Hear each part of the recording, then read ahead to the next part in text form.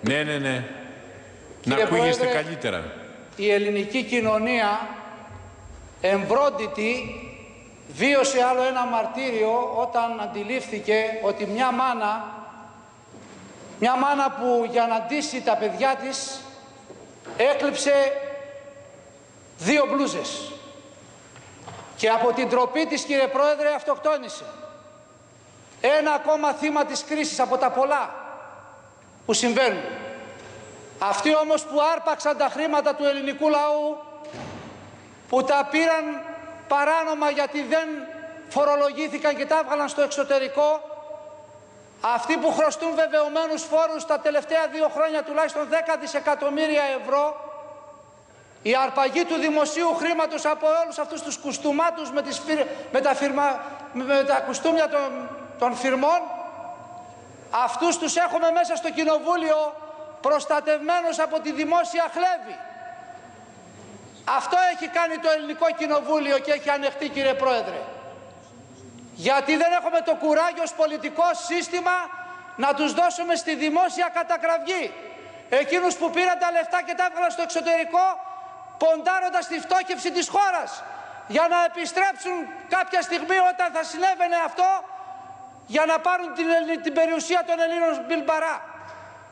Κύριε Πρόεδρε, λαϊκισμός δεν είναι αν υπερασπίζεται κάποιος την καταπολέμηση της κοινωνικής αδικίας. Λαϊκισμός είναι για εκείνους που ανέχονται τη συντήρηση της κοινωνικής αδικίας.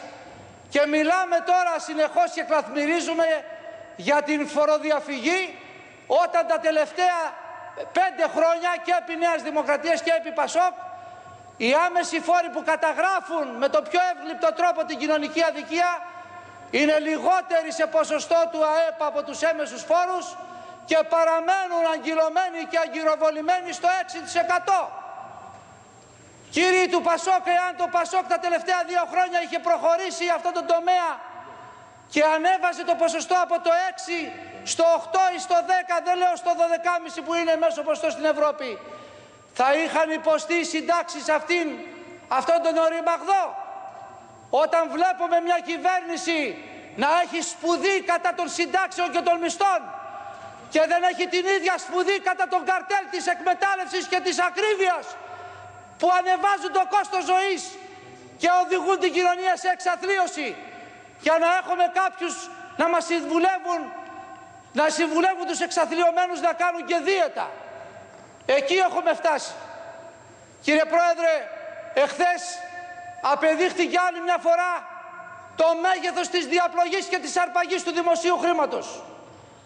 Επιτέλους, έπειτα από 2 χρόνια, φωνάζοντας εγώ και άλλοι βουλευτές για το πάρτι που έγινε τα τελευταία χρόνια στο φάρμακο και που η ευθύνη της διεκδικούσα σήμερα την κυβέρνηση Νέας Δημοκρατίας είναι μέγιστη στο πάρτι αυτό.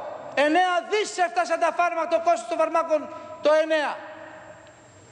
Αυτό λοιπόν που έγινε χθες σε μια δημοπρασία, φάρμακο μεγάλης κατανάλωσης που είχε 22,5 ευρώ, έφτασε στη δημοπρασία να είναι 1,8.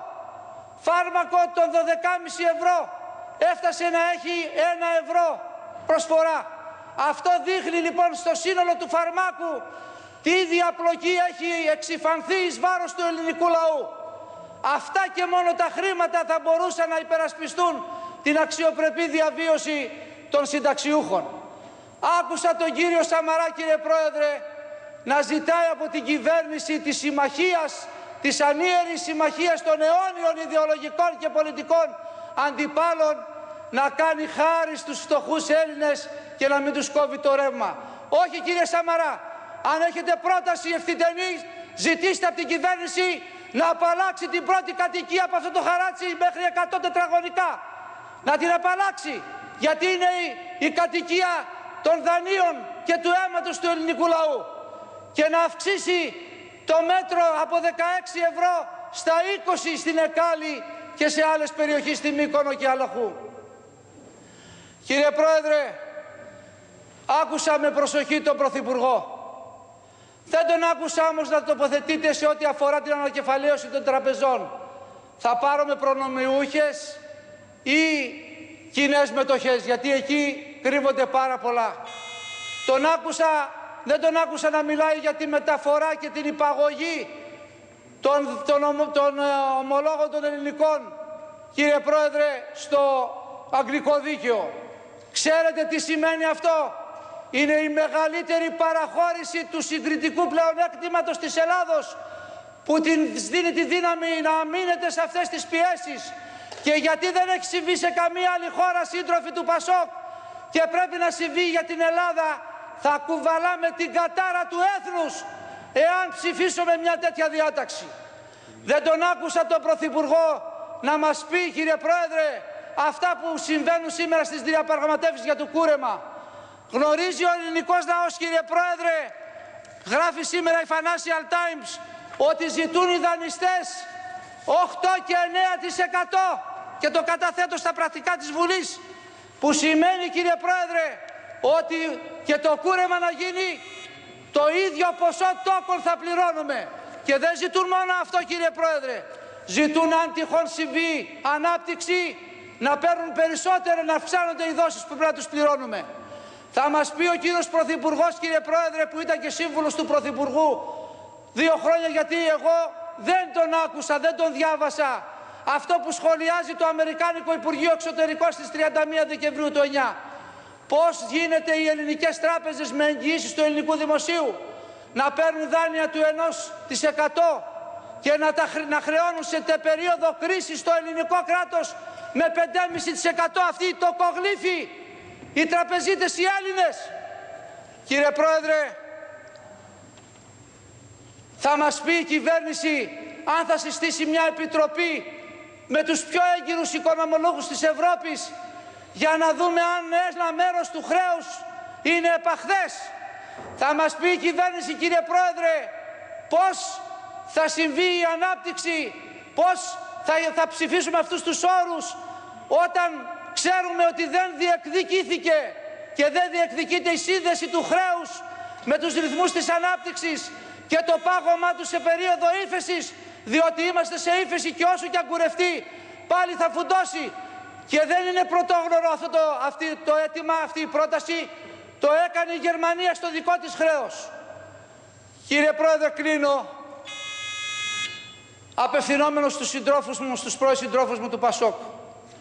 Λέει μια σοφή ρίση ότι όταν, θα την παραποιήσω λίγο, δεν μπορείς να προστατεύσεις την ιδεολογία και τις αρχές μιας παράταξης που ανήκεις, μην τις εξευτελίζεις.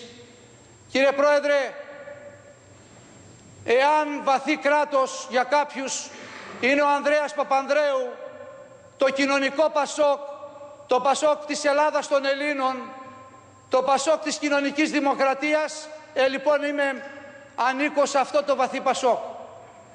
Και θα κλείσω, κύριε Πρόεδρε, λέγοντας ότι οι νεοφιλελεύθερες δυνάμεις βρήκαν τον τρόπο να συνασπιστούν. Οι προοδευτικές και αριστερές δυνάμεις ακόμα είναι αμήχανες σε αυτές τις εξελίξεις. Οφείλουν να συντάξουν μια εναλλακτική, προοδευτική, πατριωτική, κοινωνική, κυβερνητική πρόταση. Ένα νέο αφήγημα που θα δώσει ελπίδα στον ελληνικό λαό.